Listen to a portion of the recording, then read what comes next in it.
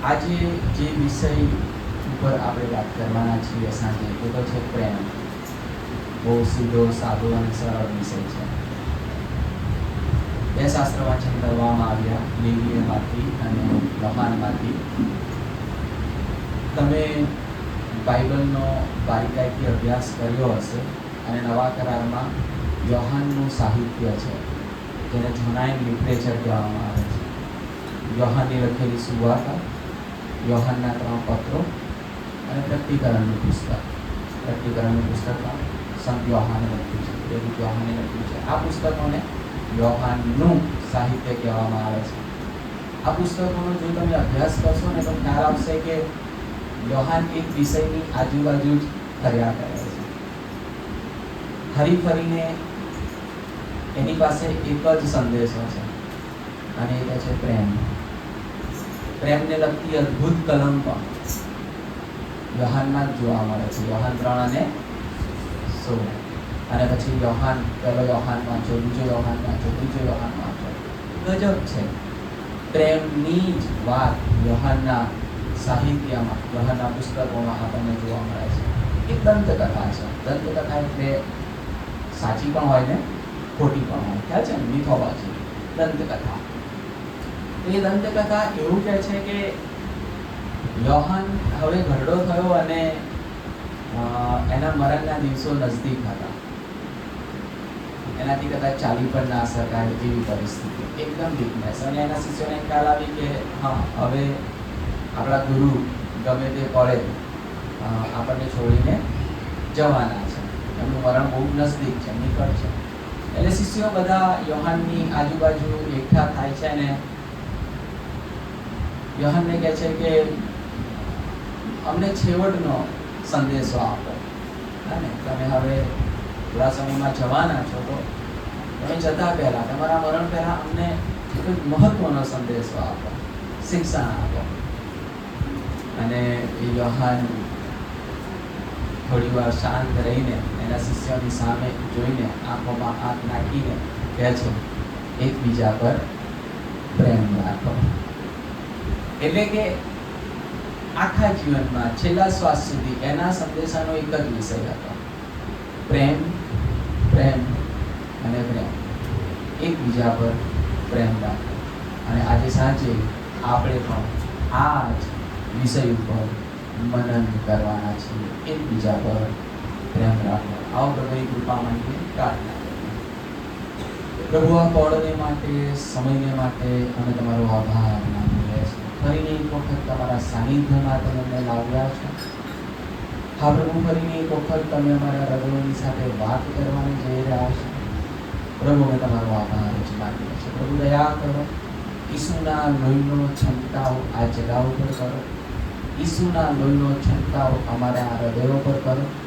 અને પ્રભુ, આજે સાંજે તમારો અવાજ સાંભળવાને માટે અને આજ્ઞાની આધીનતામાં આવવાને માટે પ્રભુ તમે અમને કૃપા આપો. ફરીને એક વખત તમારા નામને ધન્યવાદ આપીએ છીએ. અમારા જીવનો તમારા સમર્થ પૂજોમાં સોંપીએ છીએ. પરાક્રમ સહિત પ્રભુ તમારો આત્મા તમે અમારા ઉપર દીધો. પ્રાર્થના પ્રભુ ઈસુ ખ્રિસ્તના નામમાં સાંભળોને માન્ય કરો ભાવ. આમીન. જે પ્રમાણે મેં કહ્યું તેમ આજે આપણે જે વિષયને જોવાના છીએ તે તો એકબીજા પર પ્રેમ રાખો. હવે 2 શાસ્ત્ર વાંચન આપણે કર્યા અને લેવીયમાંથી 19મા અધ્યાયમાંથી જે શાસ્ત્ર વાંચન કરવામાં આવ્યું ત્યાં એક ખૂબ જ મહત્વની કલમ આપણે જોઈ, 18મી કલમ આપણે જોઈ. આશા રાખું તમે નોંધ્યું હશે. ત્યાં લખ્યું છે કે જેઓ પોતા પર તેઓ પોતાના પડોશી પર પ્રેમ રાખે. ઘણા બધાને એવું છે કે ઈસુએ આ આજ્ઞા આપી નવા કરારમાં. ઈસુએ નથી આપી, એ તો હજારો વર્ષ અગાઉ આપવામાં આવેલી જ હતી. મૂસા મારફતે ઈશ્વરે હજારો વર્ષ અગાઉ એ આજ્ઞા આપી હતી, જેઓ પોતા પર તેઓ પોતાના પડોશી પર પ્રેમ રાખે. લેવીય 19 અને 18ની વાત આપણે કરીએ છીએ. હવે જૂના કરારમાં જો હું તમને કહું તો શરૂઆતના જે 5 પુસ્તકો છે, ઉત્પત્તિ, નિર્ગમન, લેવીય, ગણના અને પુનનિયમ, એ 5 પુસ્તકોને મૂસાના 5 પુસ્તક કહેવામાં આવે છે. એને પંચગ્રંથ કહેવામાં આવે છે. એને પેન્ટાટ્યુક કહેવામાં આવે છે. એને નિયમ શાસ્ત્ર કહેવામાં આવે છે. શા માટે એને નિયમ શાસ્ત્ર કહેવામાં આવે છે? કારણ કે એક સાદી સમજણ છે કે આ 5 પુસ્તકોમાં નિયમો આપવામાં આવેલા છે અને એ નિયમો ઈશ્વર મૂસા મારફતે આપે છે, માટે એને મૂસાનું નિયમ શાસ્ત્ર એ નામે પણ ઓળખવામાં આવે છે. એ પંચગ્રંથનો જો તમે અભ્યાસ કરો, ઉત્પત્તિથી પુનઃનિયમની વાત કરું છું, 5 પુસ્તકોનો જો તમે અભ્યાસ કરો, ટોટલ તેમાં 613 નિયમો આપેલા છે. ટોટલ 613. અને એ 613 નિયમો એ જીવનના લગભગ બધા જ પાસાઓને આવરી લે છે, સ્પર્શી લે છે. અને એ 613 જે નિયમો છે એનો સારાંશ પણ પાછો આપવામાં આવેલો છે. એટલે કે એ 613 નિયમોને અમ્બ્રેલા ટર્મમાં મૂકવામાં આવ્યા છે. અને એ અમ્બ્રેલા ટર્મ્સની જો આપણે વાત કરીએ, એ સારાંશની જો આપણે વાત કરીએ, એ સમરીની જો આપણે વાત કરીએ, તો એ છે 10 આજ્ઞાઓ. એટલે કે 10 આજ્ઞાઓમાં આપણને એ 613 નિયમોની ઝાંખી કે ઝલક જોવા મળે છે, જો તમે તેનો બારીકાઈથી અભ્યાસ કરો તો. હવે 10 આજ્ઞાઓ તો આપણી પાસે છે જ, પણ પછી જો તમે પાછું જુઓ તો નિયમ શાસ્ત્રમાં જ એ 10 આજ્ઞાઓનો પણ સારાંશ કાઢવામાં આવ્યો છે. અને એ સારાંશ કાઢતા નિયમ શાસ્ત્રમાં 2 મોટા નિયમો આપવામાં આવેલા છે. પહેલો નિયમ આપણે પુનઃનિયમમાં જોઈએ છે. પ્રભુ ઈસુ ખ્રિસ્તના નવા કરારમાં એક વ્યક્તિ આવીને પ્રશ્ન પૂછે છે, ખ્યાલ છે ને?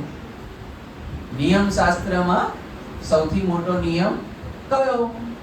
અને ઈસુ કહે છે, પ્રભુ તારા દેવ પર તારા પૂરા હૃદયથી, પૂરા જીવથી, પૂરા મનથી અને પૂરા સામર્થ્યથી પ્રીતિ કર. પ્રભુને પ્રેમ કર, પહેલો નિયમ. અને બીજો નિયમ કયો? એને તો એક જ નિયમ માંગ્યો હતો, પણ ઈસુ તો પાછા એને વધનું આપે છે. બીજો પણ એના જેવો છે. ઈસુ એવું કહે છે ને, બીજો પણ એના જેવો છે. અને કયો નિયમ?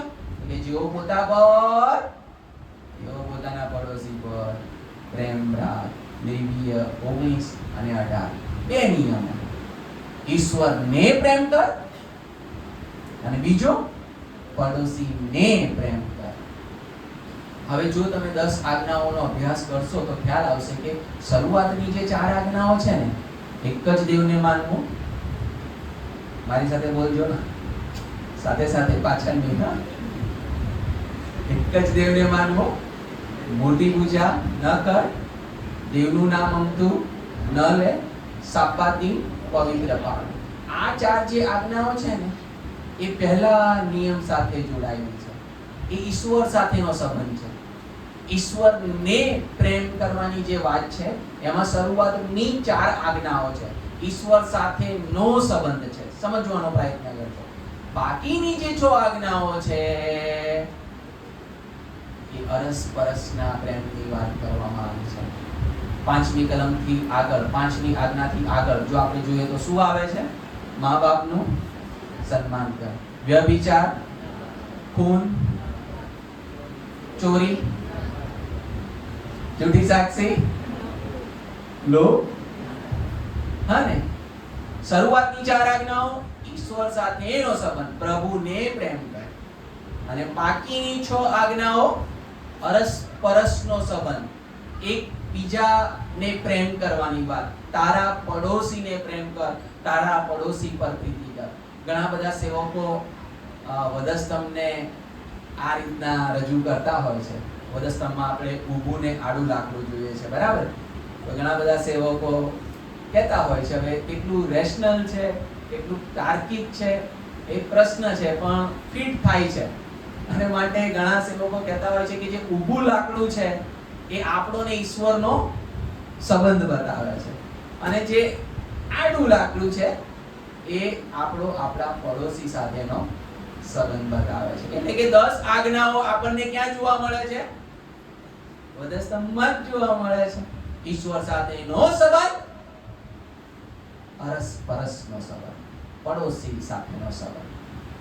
હવે આ 10 આજ્ઞાઓની જ્યારે વાત કરીએ ને, ત્યારે 10 આજ્ઞાઓમાં જ્યારે આપણે આવીએ છીએ બીજા ભાગને આજે આપણે જોઈએ છે, બરાબર ને? બીજો ભાગ એટલે પડોશી પર પ્રેમ. પડોશી પર પ્રેમ.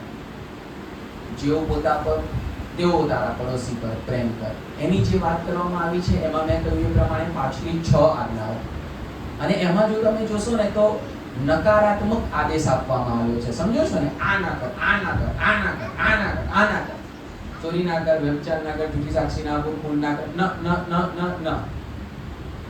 હવે ઓરિજિનલ હિબ્રુમાં તમે જુઓ ને તો આ ના માટે 2 શબ્દો છે. ધ્યાનથી સાંભળજો. ઓરિજિનલ હિબ્રુમાં ના માટે 2 શબ્દ છે, અલ અને લો.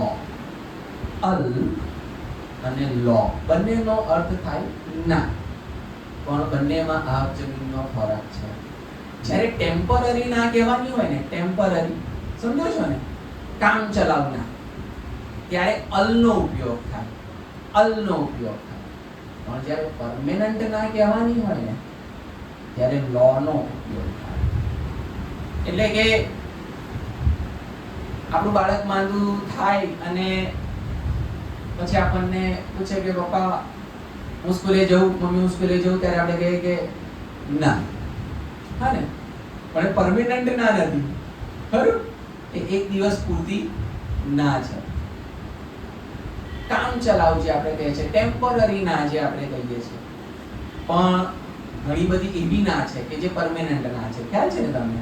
મા બાપ સ્પષ્ટ શબ્દોમાં કહી દે બાળકોને, અમુક હશે અનુભવ, આ વાત કરી કરવાની, ત્યાં તો મારું શું છે? પરમેનન્ટ ના. હા ને? એટલે ટેમ્પરરી ના ડિફરન્ટ છે, પરમેનન્ટ ના ડિફરન્ટ છે. હું જે કહેવા માંગુ છું, 10 આજ્ઞાઓની જ્યારે વાત કરીએ છીએ અને ત્યાં જે હિબ્રુ શબ્દ વપરાયો છે એ છે લો, એટલે કે પરમેનન્ટ નાની વાત છે, કાયમી નાની વાત છે.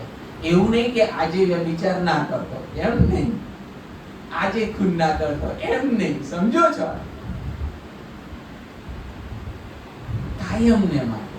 કાયમને માટે પરમેનન્ટ ના એમાં આપવામાં આવી છે. ખૂન સાદા શબ્દોમાં જો કદાચ કહું ને તો વધારે સારું લાગે.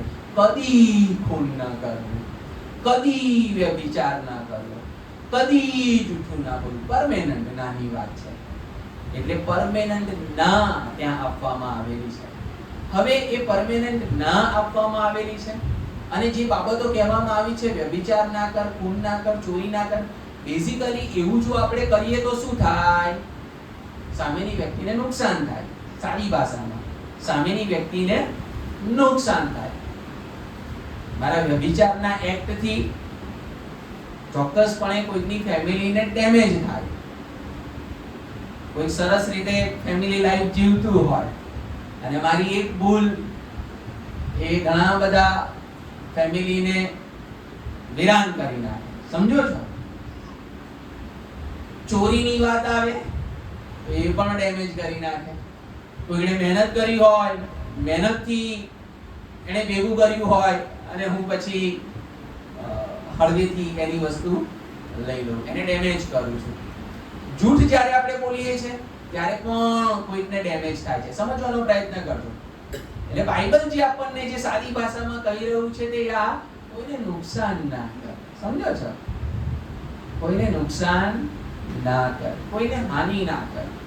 કોને? કોઈને? તારા પડોશીને નુકસાન ના કર, તારા પડોશીને હાનિ ના કર, તારા પડોશીને ઈજા ના કર. બાઇબલનો આ સુંદર, સીધો, સાદો, સરળ સંદેશો છે. આશા રાખું કે તમે 1 કોરિન્થી 13મો અધ્યાય તો વાંચ્યો જ હશે. પ્રેમનો અધ્યાય છે. ક્યાં છે ને? પ્રીતિ સર્વમાં શ્રેષ્ઠ છે. અને પછી પ્રીતિ કોણ છે? કોઈનું નામ હોય તો એવી રીતના ના લેતા.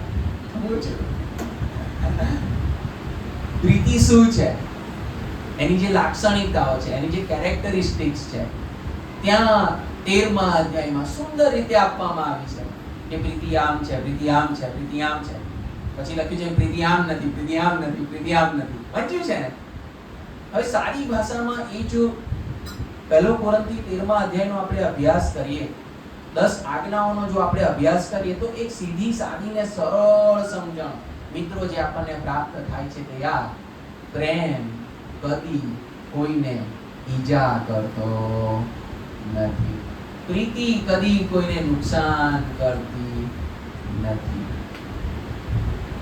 અને પ્રભુએ આપણને જે નિયમ આપ્યો છે, જે આદેશ આપ્યો છે, જેવો પોતા પર તેવો તારા પડોશી પર પ્રેમ કર. એટલે કે તારા પડોશીને હાનિ ના કર, તારા પડોશીને નુકસાન ના કર. હાનિ તો નથી જ કરવાની. ઘણા બધા એવું કહેતા હોય છે કે મેં કદી કોઈનું ગુંડું કર્યું નથી. ઓકે, ગુડ છે, તમે કોઈનું ગુંડું નથી કર્યું, સારી વાત. પણ એટલેથી વાત અટકવી ના જોઈએ. ખરું કે ખોટું? ગુંડું નથી કર્યું ત્યાં તમારી જવાબદારી પતિ નથી જતી. તમારે શું કરવાનું છે? ભલું કરવાનું છે. કોઈ ખાડામાં પડ્યો હોય ને પછી તમે કહો કે સાહેબ મેં નથી પાડ્યો, અને પણ એને બહાર તો કાઢે. સમજો છો? એટલે આમ નિર્દોષ છો તમે, પણ આમ દોષમાં પણ છો કે એને ખાડામાંથી બહાર કાઢવા માટે તમે તમારો હાથ આપ્યો. તમે ગુંડું નથી કર્યું, પણ સાથે તમે ભલું કરવામાં પણ નિષ્ફળ ગયા છો. See, this is love. પ્રેમ હાનિ નથી કરતો, પ્રેમ નુકસાન નથી કરતો, પ્રેમ ઈજા નથી કરતો, પણ પ્રેમ એ તો મદદ કરે છે, પ્રેમ એ તો બાંધે છે, પ્રેમ એ તો ઊભા કરે છે, પ્રેમ એ તો ટેકો આપે છે.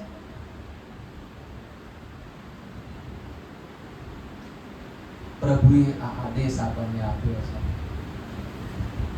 તારા પડોશીને પ્રેમ કર, એને નુકસાન કદી જ ના કર, પણ જ્યારે પણ તને તક મળે ત્યારે તેની મદદ કર. જ્યારે પણ તને તક મળે ત્યારે તેની વહારે જા. જ્યારે પણ તને તક મળે ત્યારે તેને ટેકો આપ, તેને ઊભો કર, તેને બાંધ. આ ઈશ્વરનો આદેશ છે. ઈશ્વર આપણને કહે છે કે આપણે બીજાઓના જીવનોને બાંધવાના છે. ઈશ્વર આપણને કહે છે કે આપણે પડેલાઓને બેઠા કરવાના છે. જેવો પોતા પર તેવો પોતાના પડોશી પર પ્રેમ કર. હવે આને નવા કરારની સાથે શું સંબંધ? નવા કરારમાં જે શાસ્ત્ર વાંચન આપણે વાંચ્યું યોહાનની લખેલી સુવાર્તામાં, જાણો છો એ એપિસોડ ક્યારે બન્યો? એ બનાવ ક્યારે બન્યો? એ ગુરુવારની રાત્રે બને છે. મીન્સ આજે જે આપણે યાદગીરીના રૂપમાં મળ્યા છે ને, ગુરુવારની રાત્રે, આવતીકાલે ગુડ ફ્રાઈડે છે, તો એ ગુરુવારની રાત્રે 2000 વર્ષ અગાઉ બન્યું. ઈસુ એમના શિષ્યોની સાથે છે અને ગુરુવારની રાત્રે ઘણું બધું બન્યું. પણ એ ઘણા બધાની વાત આપણે નથી કરવાના. એ ગુરુવારની રાત્રે ઈસુ પગ પણ ધોવે છે. એ ગુરુવારની રાત્રે કોઈ કે એમને પરસ્વાધીન પણ કરે છે. એ ગુરુવારની રાત્રે કોઈ એમનો નકાર પણ કરે છે. હા ને? અને ગુરુવારની રાત્રે ઈસુ ઘણું બધું સહન કરે છે. એ જ ગુરુવારની રાત્રે ગેથસેમામાં તમારો ને મારો સ્વામી રડે છે. આપણે સુંદર ગીત ગાયું 97 નંબરનું, પહાડ પરની વાડીમાં રાત્રે અંધારી પાપી કાતે રડતા ઘણી રાત કાઢી. અને એ જ ગુરુવારની રાત્રે તમારો ને મારો સ્વામી વાડીમાં ત્રણ વખત એક વિષય ઉપર પ્રાર્થના કરે છે. ખ્યાલ છે ને? હે બાપ, જો બની શકે તો આ પ્યાલો મારાથી દૂર કર. અને પછી ત્યાં પૂર્ણ વિરામ નથી. આમીન ના, પછી શું આવે છે? તો પણ મારી ઈચ્છા પ્રમાણે નહીં, પણ તારી ઈચ્છા પ્રમાણે થાવ. વિષય બહારની વાત છે, પણ થોડો ખુલાસો આપવો જરૂરી છે. ઘણા બધાને એવું પ્રશ્ન થતો હોય છે, અને ઘણાએ મારો સંપર્ક પણ સીધો કર્યો હોય છે કે કેમ પિતાએ પુત્રની પ્રાર્થના ના સાંભળી, પ્યાલો કેમ દૂર ના કર્યો, વધસ્તંભ કેમ દૂર ના કર્યો? કારણ કે પુત્રએ પ્રાર્થના કરી ને, હે બાપ, જો બની શકે તો આ પ્યાલો મીન્સ એ તો રૂપક છે, વધસ્તંભની વાત હતી. ઈસુ કહે છે કે જો બની શકે તો આ વધસ્તંભનું મરણ મારાથી દૂર કર. એટલે ઘણા બધા વ્યક્તિઓને એવી સમજણ હોય છે એમ કે પિતાએ પુત્રની પ્રાર્થના સાંભળી નહીં, પણ એ વાત તદ્દન ખોટી છે. પિતાએ પુત્રની પ્રાર્થના સાંભળી અને પ્રાર્થના સાંભળીને પ્રત્યુત્તર પણ આપ્યો. અને તમે જુઓ કે પુત્ર થાકી ગયો, હતાશ થયેલો, નિરાશ થયેલો, નાસીપાસ થયેલો. એકચ્યુઅલમાં શુક્રવારે ત્યાંથી સાંભળ્યો. શુક્રવારે જે બન્યું ને એને ગુરુવારની રાતની સાથે જો સરખાવું ને તો શુક્રવારનું દુઃખ કંઈ જ ના કહેવાય. તમારો ને મારો સ્વામી જે દુઃખમાંથી પસાર થયો ને એ ખરું દુઃખ તો ગુરુવારની રાત્રે હતું. એ સાયકોલોજીકલ બેટર હતું. સમજો છો? સાયકોલોજીકલ. અને એ બેટર એટલી ભયંકર હતી કે એનો પરસેવો પણ વિચારજો. ગુરુવારની રાત જે યુદ્ધ થયું એ ગુરુવારની રાત્રે થયું. શુક્રવારે તો ખાલી એને એક્શનમાં મૂકવામાં આવ્યું. સમજવાનો પ્રયત્ન કરજો. ખરું યુદ્ધ ગુરુવારની રાત્રે લડાઈ ગયું અને જીતાઈ પણ ગયું. કારણ કે ઈસુ હતાશ થાય છે. એ અઘરી પળમાં જ્યારે ઈસુને પોતાનાની જરૂર છે ત્યારે બધા ભાગી જાય છે. જુઓ તમે, એટલે દુઃખમાં કેવો ઉમેરો. હા ને, એક 12માનો એક પરસ્વાધીન કરવા આવે છે. 12માનો એક કહે છે કે હું એને ઓળખતો નથી. સમજવાનો પ્રયત્ન કરજો. કેટલું કરુણ, કેટલું ભારે દુઃખ, અસહ્ય પીડા. અને એવામાં સ્વામી એકલો બધા જ મૂકીને ભાગી જાય છે. અને જ્યારે ઈસુ થાકી જાય છે, હતાશ થાય છે, નિરાશ થાય છે, નાસીપાસ થાય છે, ત્યારે યાદ રાખીએ ઈસુ 100% ઈશ્વર અને 100% માનવી.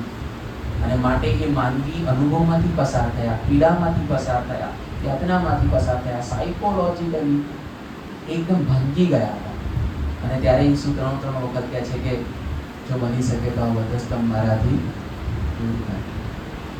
પિતા પ્રાર્થના સાંભળે છે. પિતા વધસ્તંભને દૂર નથી કરતા, કારણ કે એ તો જગતના આરંભથી નક્કી કરાયેલું હતું અને ઈસુ એના માટે જ આવ્યો હતો. વધસ્તંભના મરણને માટે જ આવ્યો હતો. પિતા પુત્રની પ્રાર્થના સાંભળે છે. ને પછી તમે વાંચો, સુવાર્તામાં લખ્યું છે એક દૂત આવે છે વાડીમાં અને એ દૂત ઈસુને સામર્થ્ય આપે છે. અને પછી જ્યારે ઈસુ એ સામર્થ્ય પ્રાપ્ત કરે છે, ઈસુ જ્યારે એ સ્વર્ગીય પરાક્રમ પ્રાપ્ત કરે છે, પછી ઈસુ પ્રાર્થનામાંથી ઊભા થાય છે. આશા રાખું કે તમને એ ગુરુવારનું આખું દ્રશ્ય ખ્યાલ હશે. અને પછી એવામાં ઈસુને ધરપકડ કરવા માટે લોકો આવે છે.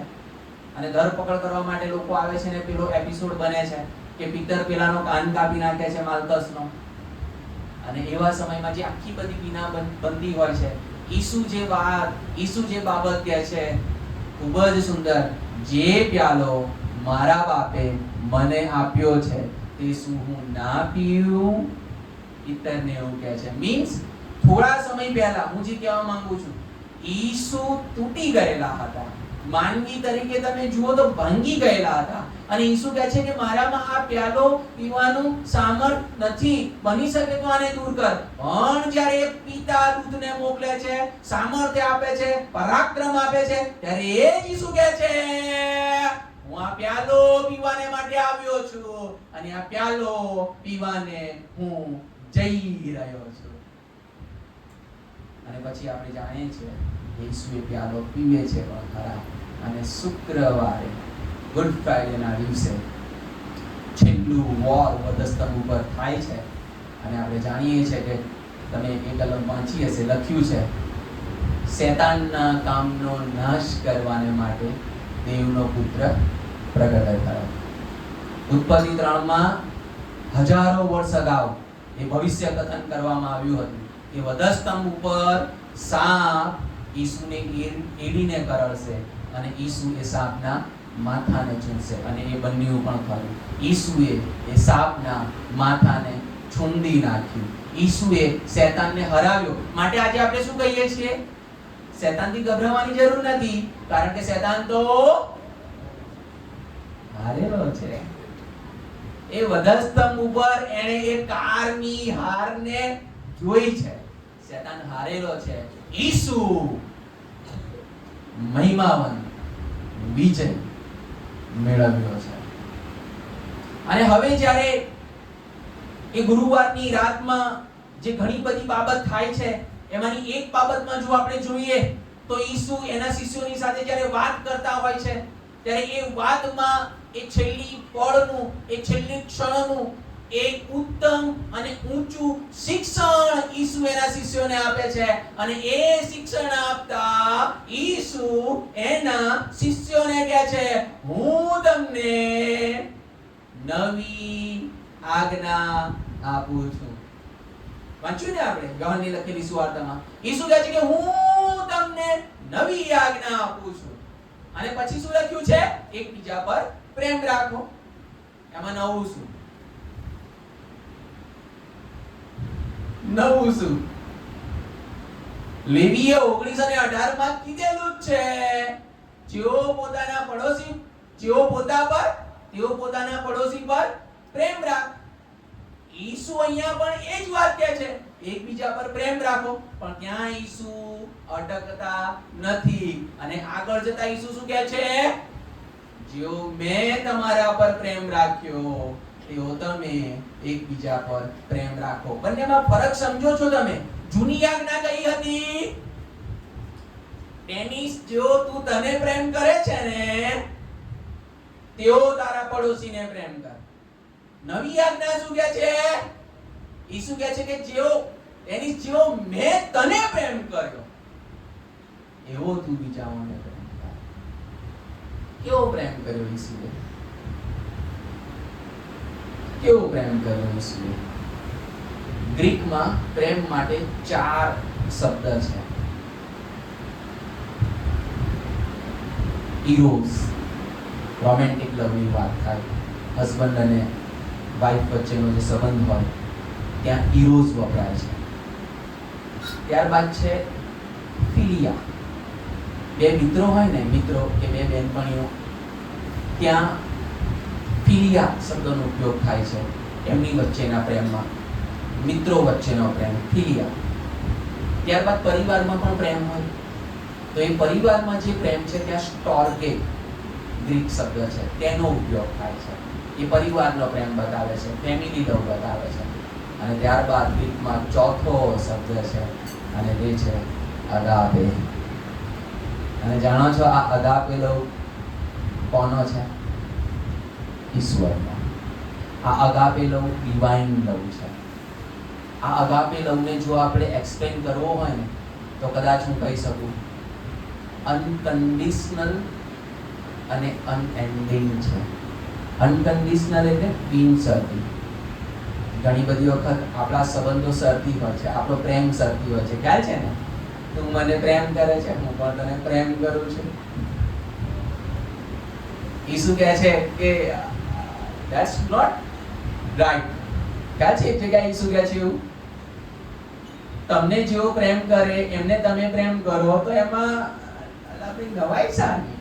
અને પછી ઈસુ કહે છે કે એવું તો શાસ્ત્રીઓ પણ કરે છે, ફરસીઓ પણ કરે છે, એમાં શું નવાય? એટલે ઈસુ શું કહેવા માંગે છે? શરતી પ્રેમ. કોઈ મને પ્રેમ કરે અને હું એને પ્રેમ કરું, ઇટ્સ કન્ડિશનલ લવ. એ શરતી પ્રેમ છે.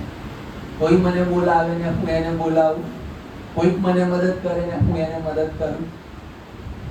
હું એના ઘરે નથી જતો. કેમ? એ મારા ઘરે નથી આવતો. અમુક વખતે મોટા વ્યક્તિઓની વાત સાંભળીને એવું લાગે કે નાના છોકરાઓ રમતા હોય ને માટીમાં બેઠા બેઠા, એવી વાતો કરે એ લોકો. સમજો છો?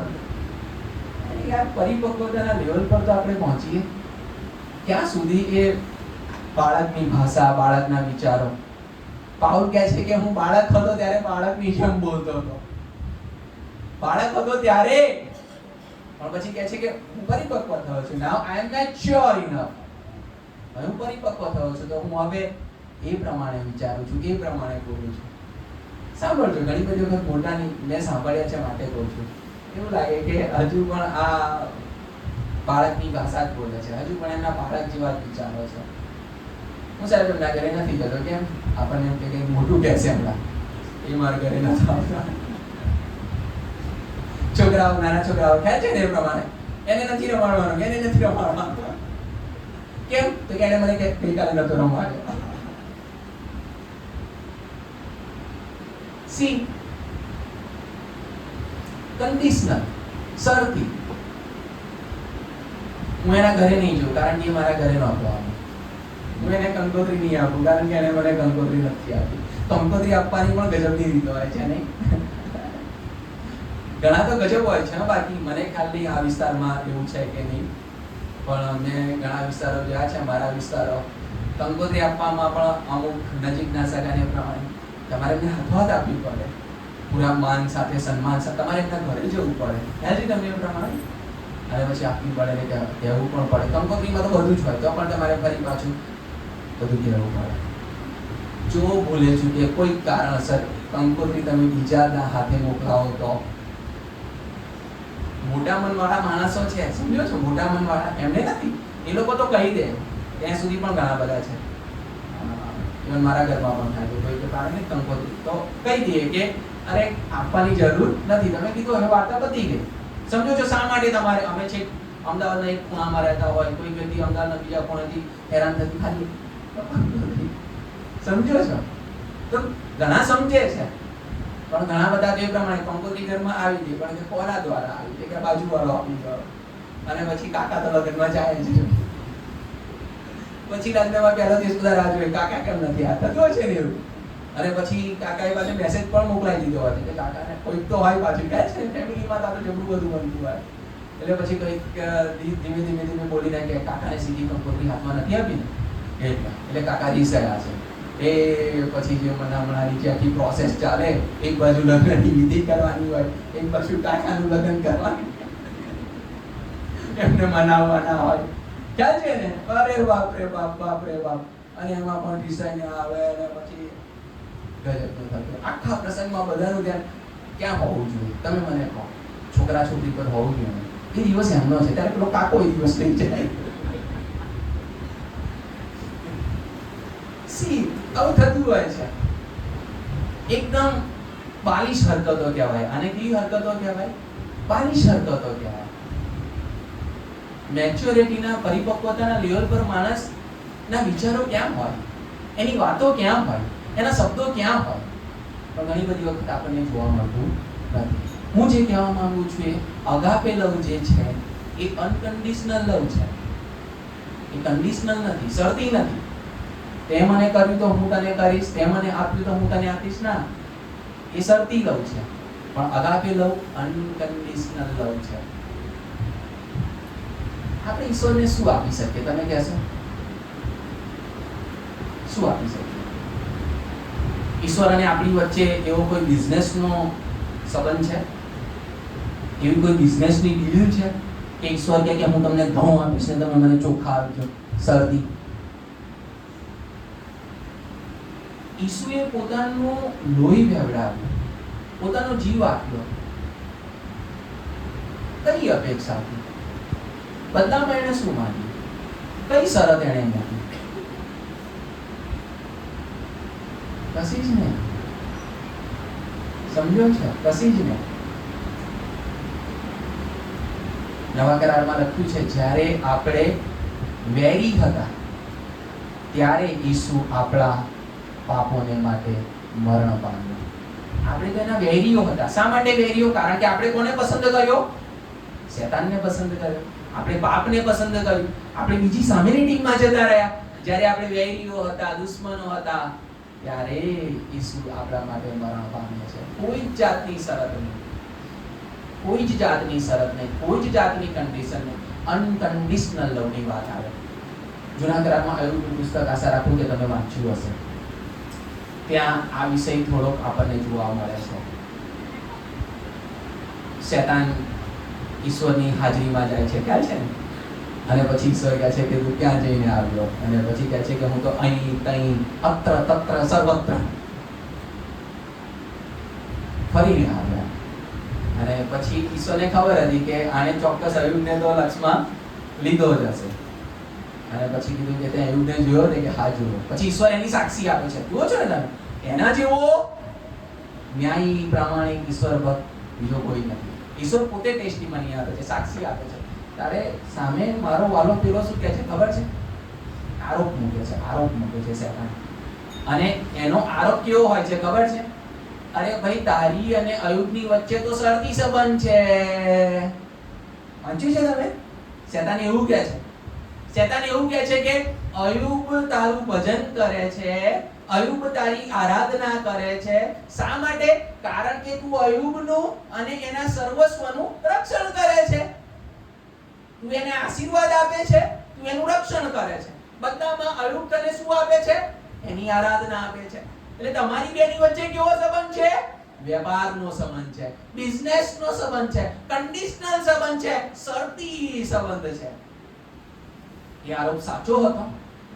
ના, એ આરોપ સાચો નહોતો. માટે ઈશ્વર શેતાનને કહે છે તું જે કહી રહ્યો છે એ વાત ખોટી છે. મારી અને અયુબની વચ્ચે કન્ડિશનલ સંબંધ નથી, શરતી સંબંધ નથી. અરે એ તો પ્રેમનો સંબંધ છે, એ તો નિસ્વાર્થ પ્રેમનો સંબંધ છે. અને પછી શેતાન કહે છે કે હું એની પરીક્ષા કરીશ અને દૂધનું દૂધ ને પાણીનું પાણી થઈ જશે. શેતાન જાય છે, પરીક્ષા કરે છે. 2 સ્ટેજમાં પરીક્ષા થાય છે, પણ એ બંને સ્ટેજની પરીક્ષાના અંતે અયુબ શું કહે છે? દેવે આપ્યું, દેવે લઈ લીધું. દેવના નામને શેતાન કહેતો હતો કે એ કેમ તને ધન્યવાદ આપે છે? કારણ કે તું આપે છે એટલે લઈ લે. એ તને ધન્યવાદ આપશે નહીં. શેતાન લઈ લે છે અને એવું કહે છે દેવે આપ્યું એને ધન્યવાદ, અને પછી દેવે લઈ લીધું એને ધન્યવાદ. અયુબ અને ઈશ્વરની વચ્ચે શરતી સંબંધ નહોતો. અયુબનો ઈશ્વર પરનો પ્રેમ શરતી નહોતો, કન્ડિશનલ નહોતો. અને બાઇબલ આ જ શીખવવા માંગે છે કે પ્રેમ શરતી ના હોઈ શકે, પ્રેમ કન્ડિશનલ ના હોઈ શકે. અને બાઇબલ તમને ને મને કહે છે આપણે એકબીજાને અરસપરસ આ બિનશરતી પ્રેમ કરવાનો છે, અનકન્ડિશનલ પ્રેમ કરવાનો છે અને અનએન્ડિંગ પ્રેમ કરવાનો છે. ઘણી બધી વખત પ્રેમમાં પાછું આવું થતું હોય છે, ખાસ કરીને જે કલ્ચરમાં આપણે છીએ ને જે અમુક મીડિયાની વાત આપણે કરીએ ને પછી એ બોલિવૂડ હોય કે હોલિવૂડ હોય ને લવને કંઈક ખોટી રીતના રજૂ કરી દે. એક પડે ઉભરો આવે અને બીજી પડે કે હવે બ્રેકઅપ, ઓળખતા નથી. શું છે આ? લવ આવો નથી. લવ કેવો છે? અનએન્ડિંગ છે. લવમાં કદી ઓટ નથી આવતી. લવમાં હંમેશા ભરતી જ આવે છે. જે સાચો પ્રેમ છે, જે દૈવી પ્રેમ છે, જે પવિત્ર પ્રેમ છે, જે આકાશી પ્રેમ છે, જે ઈશ્વરનો પ્રેમ છે, જે અગાપે છે, તેમાં કદી ઓટ નથી આવતી, તેમાં હંમેશા ભરતી જ આવે છે. આપણા પડોશી પરનો પ્રેમ કદી ખૂટતો નથી, કદી અંત આવતો નથી. એ બસ વધતો જ જાય છે, વધતો જ જાય છે, વધતો જ જાય છે. અનકન્ડિશનલ છે, અનએન્ડિંગ છે. બીજું સેલ્ફલેસ છે. સેલ્ફલેસ સમજો ને, સ્વાર્થી. ઘણા બધા પ્રેમ કરતા હોય છે પણ પ્રેમમાં પણ સ્વાર્થ હોય, તો એ પ્રેમ નથી. જ્યાં પ્રેમ છે ત્યાં સ્વાર્થને કોઈ સ્થાન હોતું નથી. પણ ઘણી બધી વખત માનવી સંબંધોમાં તમે જોયું હશે, મેં પણ જોયું છે, મેં અનુભવ્યું છે, નાની ઉંમરમાં અનુભવ્યું છે, સ્વાર્થી સંબંધો જોયા છે મેં. જ્યારે વ્યક્તિઓને જરૂર હોય છે ત્યારે તમે ઘરાઈ જાઓ છો માણસોથી, અને જ્યારે એમની જરૂરિયાત પૂરી થઈ જાય છે ત્યારે તમારે શોધવા પડે કે ક્યાં ગયા. હું મારા સંદેશામાં એક વાત હંમેશા કહેતો હોઉં છું, અહીં પણ કહીશ. જ્યારે માણસની ચડતી થાય છે ને, ચડતી, ત્યારે બિલાડીના ટોપની જેમ એના સગાઓ અને મિત્રો ફૂટી નીકળે છે. બિલાડીનો ટોપ જોયો છે ને, તો બિલાડીનો ટોપ કહે છે, એના મશરૂમ પણ કહેવામાં આવે છે કદાચ. ઓકે, તો ચોમાસામાં થતું હોય છે, ખ્યાલ છે ને? તમે બિલાડીનો ટોપ જ કહેતા હશો. ઓકે, તો એ ફૂટી નીકળે છે ત્યાં ત્યાં. જ્યારે વ્યક્તિની ચડતી થાય છે ને ત્યારે સગાઓ અને મિત્રો એ બિલાડીઓના ટોપની જેમ ફૂટી નીકળે, દૂર દૂરથી આવે. અલા હું તો તારા કાકાનો મમ્માનો, મારે તો ઘણી બધી વખત એવું થાય. એટલું લાંબુ કે રે, પણ હું તો પહેલા જેમાં જ ચૂકી ગયો હોય કે ક્યાં કનેક્શન જાય છે, પણ તો પણ કરવું પડે. અને કાકા કે કાકી ક્યાંનું ક્યાંય લઈ ગયા હોય, અને છેવટે પછી શું આવે? હું તારા સગામાં થઉં કે હું તારા રિલેટિવમાં થઉં. જ્યારે વ્યક્તિની ચડતી થાય છે, સમજો છો ને, ત્યારે બહુ બધા સગા આવી જાય છે, બહુ બધા મિત્રો આવી જાય છે, અને જ્યારે એ જ વ્યક્તિની પડતી થાય છે ત્યારે આપણને એમ થાય કે આપણે જ્યારે પડીએ, આપણે જ્યારે મુશ્કેલીમાં હોય ત્યારે આપણને એમ હોય કે પેલો વ્યક્તિ મને મદદ કરશે, પેલો વ્યક્તિ મને મદદ. કદાચ તમારામાંથી ઘણા પસાર થયા હશે એ પરિસ્થિતિમાં, અને પછી ગામમાં વાત ફેલાઈ ગઈ હોય કે આ ભાઈ પડ્યા છે, સમજો છો, ખલાસ થઈ ગયા છે, અને પછી આપણે ફોન કરીએ તો આપણો ફોન જ ના ઉપાડે. ખરું? આપણે ઘરે જઈએ અને પછી કહીએ કે કામ હતું કે અરે હું કામથી બહાર જઉં છું, બરાબર, ઉતાવળ છે, ઇમરજન્સી છે, હમણાં આવું છું ને આપણે મળીએ છીએ, પણ એ આવે નહીં ને આપણને મળે નહીં. જ્યારે આપણે મુશ્કેલીમાં મુકાઈએ છીએ ત્યારે બધા જ આપણને મૂકીને ચાલ્યા જાય છે. જ્યારે માણસની ચડતી થાય છે ત્યારે સગાઓ અને મિત્રો બિલાડીના ટોપની જેમ ફૂટી નીકળે છે, અને જ્યારે એ જ માણસની પડતી થાય છે ને ત્યારે ઝાકળ ઉડી જાય. ખ્યાલ છે?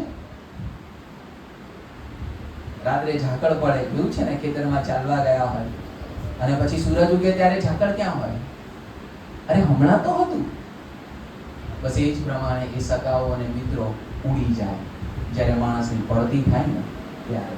સ્વાર્થ, હું જે કહેવા માંગુ છું, સ્વાર્થ. પણ જે ખરો પ્રેમ છે, અગાપે છે, ત્યાં સ્વાર્થ નથી, એ સેલ્ફલેસ લવ છે, એની સ્વાર્થ પ્રેમ છે. અને એનાથી પણ આગળ જઈને જો કહીએ તો અગાપે લવ એ સેક્રિફિશિયલ લવ છે, એટલે કે એ બલિદાન આપનારો પ્રેમ છે. બલિદાન આપનારો પ્રેમ એટલે કેવો? કદાચ એક છેલ્લા ઉદાહરણ સાથે આપણે પૂરું કરીએ. બેસ્ટ ઉદાહરણ માનું છું કે આ કોન્ટેક્સ્ટમાં અહીંયા હોઈ શકે, અને કદાચ તમે આ વાર્તા સાંભળી હશે કારણ કે બહુ ફેમસ છે આ વાર્તા. બે ભાઈઓ હતા, એક અનમેરિડ હતો અને બીજો મેરિડ હતો, ને એને ફેમિલી હતી, અને બંને ખેતીવાડી કરતા હતા. બંનેને એક વીઘો જમીન હતી, અને બંને ડાંગર કરી હતી, અને ડાંગર કર્યા પછી વાળવામાં આવે પહેલાના સમયમાં. અત્યારે તો મશીનો આવી ગયા છે, મને ખબર છે, હું ખેડૂત છું એટલે એ બેકગ્રાઉન્ડમાંથી આવું છું, પણ પહેલાં આપણે વાળતા હતા. જો તમને ખ્યાલ હોય તો વાળવાની વાત આવે, વાળ્યા પછી થોડાક સમય સુકાય, પછી એને બાંધવાની વાત આવે, બાંધ્યા પછી પણ એને પડી રહેવા દેવાના 2-3 દિવસ, પછી એને ભેગા કરવાની વાત આવે, ભેગા કર્યા પછી પણ એને જોડવાની વાત આવે, અને પછી જોડ્યા પછી પણ એને ઉપાડવાની વાત આવે, ઉપાડ્યા પછી એને, સમજો છે, બહુ લાંબી પ્રોસેસ. અને જૂના સમયમાં મને ખ્યાલ છે લગભગ મહિનો કે 1.5 મહિનો આ આખી પ્રોસેસમાં પસાર થઈ જાય જ્યારે મશીનો નહોતા. તો હવે શું થાય છે કે બંને ભાઈઓ ડાંગર કરે છે, અને એક પરણેલો છે, એક અપરિણિત છે, અને પછી બંનેની ડાંગર વળાઈ જાય છે, અને પછી પૂળા બંધાઈ જાય છે, અને ખળામાં હવે પૂળા ઊભા છે, અને હવે જાણે કે બીજા દિવસે એને ઝૂડવાના છે, અને ઝૂડીને પછી એમાંથી અનાજ લેવાનું છે. તો રાત્રે બંને ભાઈ સૂવે છે, અને રાત્રે સૂતા સૂતા જે કુંવારો ભાઈ હોય છે એને વિચાર આવે છે, અરે મારા ભાઈને તો ફેમિલી છે, મારા ભાઈને ફેમિલી, બાળકોના અભ્યાસની વાત, આ ખર્ચ, પેલો ખર્ચ, આમ તેમ, મારા ભાઈને આટલું અનાજ પૂરતું થઈ રહેશે નહીં. એટલે ખેતરમાં જાય છે, અને પોતાના ખેતરમાંથી ઓકે 25 પૂળા લઈને એ ભાઈના ખેતરમાં મૂકે છે. બીજી તરફ ભાઈને વિચાર આવે છે, અરે મારો ભાઈ બિચારો એકલો, એને તો હજુ લગ્ન કરવાનું છે, એટલે લગ્ન કરવા માટે એને પૈસા ભેગા કરવા પડશે, આવતીકાલે એને બહુ બધા નાણાંની જરૂર પડશે, મારે બહુ જરૂર નથી, પણ કોને વધારે જરૂર છે? મારા ભાઈને જરૂર. એટલે એ પણ રાત્રે ઉઠે છે, અને 25 પૂળા લઈને, હું જે કહેવા માંગુ છું, લવ, પ્રેમ. ઈશ્વર આવા પ્રેમની તમારી મારી પાસે અપેક્ષા રાખે છે. અગાપે લવ કેવો છે? અગાપે લવ અનકન્ડિશનલ અને અનએન્ડિંગ, સેલ્ફલેસ અને સેક્રિફિશિયલ. અત્યારે તો ઊંધું બને નહીં, રાત્રે જાય તો ખરા.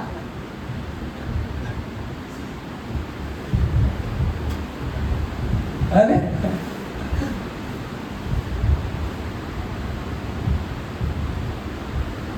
એવા પણ છે ભાઈઓ. એક બીજી સત્ય ઘટના છે. અમારા વિસ્તારમાં એક્ઝેક્ટ મને ગામનું નામ યાદ નથી માટે નહીં કહું, પણ એક ભાઈને સરકારી નોકરી હતી અને સરકારી નોકરી મળવાના કારણે બહુ સરસ રીતના એમનો વિકાસ થયો અને એમને બહુ બધું વસાવ્યું શહેરમાં, સિટીમાં. અને બીજો જે ભાઈ હતો એમને જમીન બહુ હતી, પુષ્કળ જમીન. એટલે બીજો જે ભાઈ હતો એ જમીન સાચવવા માટે ગામમાં જવાનો અને પછી એણે પણ જમીનમાંથી ઘણું બધું પકવ્યું ને એ પણ ઘણો બધો શક્તિશાળી અને શ્રીમંત માણસ થયો. પછી અત્યારે તો જમીનોના ભાવ વધ્યા છે, ખ્યાલ છે ને? તો એ સંદર્ભમાં વાત કરું છું. જમીનોના ભાવ પણ વધ્યા અને બધાને ગામના લોકોને એવું હતું કે બે ભાઈઓની છે ને આ જમીન, છે બે ભાઈઓની છે ને આ જમીન, એટલે આ બેમાં શું થશે, હવે ભાગ થશે. દાખલા તરીકે 50 વીઘા છે તો 25-25 થશે. અને પછી એક દિવસ સારા દિવસે બસ એ કામને માટે ફેમિલી ભેગું થયું, બંને ભાઈઓ ભેગા થયા, ગામમાંથી કેટલાક આગેવાનોને બોલાવવામાં આવ્યા અને જે મોટો ભાઈ હતો કે જેને સરકારી નોકરી મળી હતી, જેણે ઘણું બધું વસાવ્યું હતું શહેરમાં, એણે કહ્યું કે મારે આ જમીનમાંથી કશું જ રહેવાનું નથી. એનો હક હતો, સમજો હું જે કહેવા માગું છું. પણ એણે એવું કહ્યું કે જ્યારે મારે જરૂર હતી ને, જ્યારે હું અભ્યાસ કરતો હતો, જ્યારે મારા શરૂઆતના એ સંઘર્ષના દિવસો હતા, એ શહેરમાં ઘર લેવાની વાત, એ બધા જ સમયમાં મારા ભાઈએ મને મદદ કરી હતી અને મારા ભાઈએ મને મદદ કરી અને માટે આજે હું ઉજળો છું. અને માટે જ્યારે આજે હું ઉજળો છું ત્યારે મારે મારા ભાઈમાંથી કંઈ વાત જોઈતો. આ સાચી વાત છે, મેં સાંભળી છે. અમારા વિસ્તારમાં આ વાત બહુ પ્રચલિત છે, પ્રખ્યાત છે. કેવું કહેવાય નહીં? બાકી અત્યારે તો 50 વીઘા જમીન હોય ને એટલે 25-25 તો ભાગ થાય, પણ પછી પેલો વાંદરો ભાગ પાડે ને એવી પણ પ્રોસિજર આવે. ખ્યાલ છે ને તમને? કેવો વાંદરો ભાગ પાડે, બેન છેવટે કઈ આવે જ નહીં. એવા પણ ભાઈઓ પડ્યા છે અમારા વિસ્તારમાં. ખબર જ ના પડે પેલા નાના ને કે તારું શું, મારા ભાગનું કર્યું ક્યાં.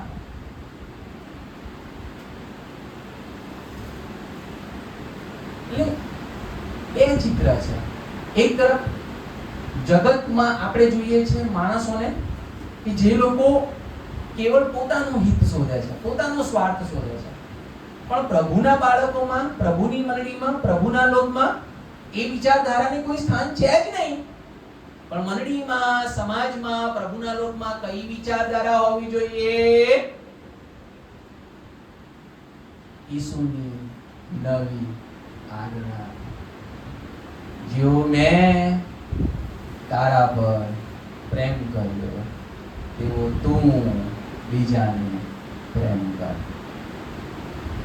કોઈકના ભલાને માટે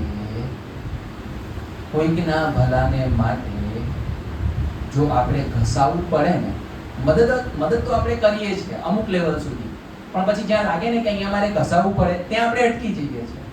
એ ખોટું છે. એ અગાપે લવ નથી. અગાપે લવ કેવો છે? બલિદાન આપનારો લવ છે. મને નુકસાન થાય છે, ઓકે, મારું અહિત થાય છે, ઓકે, પણ કોઈકનું ભલું થાય છે તો હું ચોક્કસ એ પ્રમાણે કરીશ. અને ઈસુ તમારી ને મારી પાસે એ પ્રેમની અપેક્ષા રાખે છે, અગાપે લવની અપેક્ષા રાખે છે. અને ઈસુ કહે છે જેવો મેં તમારા પર પ્રેમ કર્યો તેવો તમે એકબીજા પર પ્રેમ કરો. ઈસુ કહે છે કે હું તમારા માટે બલિદાન આપવાને જઈ રહ્યો છું, તમે પણ એકબીજા માટે બલિદાન આપો.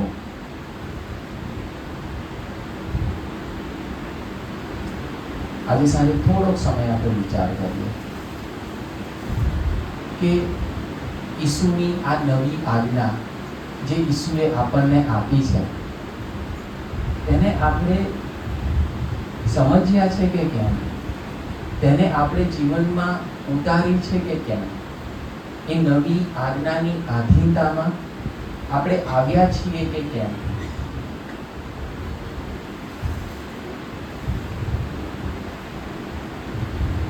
આપણે લોહી વહેવડાવવાનું છે, લોહી આપવાનું છે, બલિદાન આપવાનું છે. ગરીબોનું લોહી સમજો છે ને, ચૂસવાનું નથી.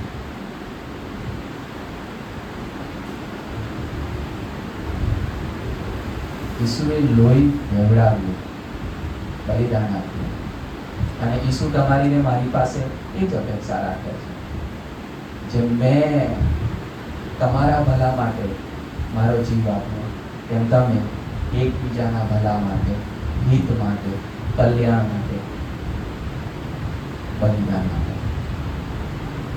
પ્રભુ કરે કે આજે સાંજે પ્રભુ આપણને એ નવું સામર્થ્ય આપે, એ નવું પરાક્રમ આપે, કે જેથી કરીને પવિત્ર આત્માના અભિષેક સાથે, પવિત્ર આત્માના પરાક્રમ સાથે આજે આપણે બહાર જઈએ અને આજથી જ આ પળથી જ આપણે ઈસુની નવી આજ્ઞાની આધીનતામાં ચાલીએ અને જીવીએ. અને જ્યારે એવું થશે ને ત્યારે શું થશે ખબર છે? છેલ્લી કલમમાં શું લખ્યું છે પેરેગ્રાફમાં? ત્યારે બધા જાણશે કે તમે મારા. એટલે ઈસુ કહે છે કે તમારે ચબરખીઓ લઈને ફરવાની જરૂર જ નથી. સુવાતા. સમજો છો? જીવન જીવો ને. અને તમારું જીવન જોઈને જ લોકો કહેશે he is different. આ અલગ છે. અને એ જ શું છે? સુવાર્તા પ્રચાર છે. જ્યારે અગાપે લવ દુનિયા આપણામાં જોશે ત્યારે દુનિયા કહેશે કે આપણે ઈસુના શિષ્ય છીએ. પ્રભુ આપણને કૃપા આપે કે આપણે નવી આજ્ઞાની આધીનતામાં આવીએ, જેથી જગત જાણે કે હું ને તમે ઈસુના શિષ્યો છીએ. આમીન.